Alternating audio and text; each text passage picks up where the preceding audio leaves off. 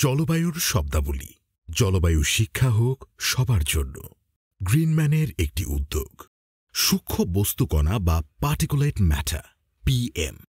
সূক্ষ্ম বস্তুকণা বা পিএম বলতে বাতাসে ভাসমান অত্যন্ত ক্ষুদ্র, কঠিন ও তরল কণার জটিল মিশ্রণকে বোঝায়, যার মধ্যে ধুলো, কাঁচ, ধোঁয়া এবং তরল কণার মতো পদার্থ অন্তর্ভুক্ত থাকে।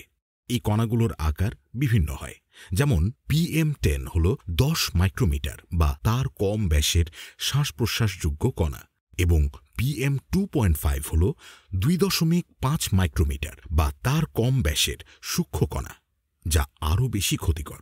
সূক্ষ্ম বস্তুকণা প্রাথমিক ও গৌণ উভয় উৎস থেকেই উৎপন্ন হয়। প্রাথমিক উৎসের কণাগুলি সরাসরি যানবাহনের নিষ্কাশন, শিল্প প্রক্রিয়া এবং দাবানলের মতো প্রাকৃতিক উৎস থেকে নির্গত হয়, আর গৌণ উৎসের কণাগুলি সালফার ডাইঅক্সাইড বা SO2 এবং নাইট্রোজেন অক্সাইড NOx গ্যাসের সাথে রাসায়নিক বিক্রিয়ার মাধ্যমে বায়ুমণ্ডলে তৈরি হয়।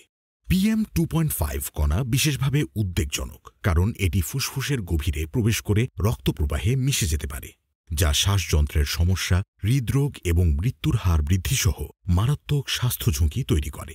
বিশ্বব্যাপী ঘনবসতিপূর্ণ নগর অঞ্চল ও দক্ষিণ এশিয়ার শিল্প সমৃদ্ধ এলাকায় বায়ুর গুণগত মান বিপজ্জনক হয়ে উঠছে, যা জনস্বাস্থ্যের উপর ব্যাপক প্রভাব ফেলছে।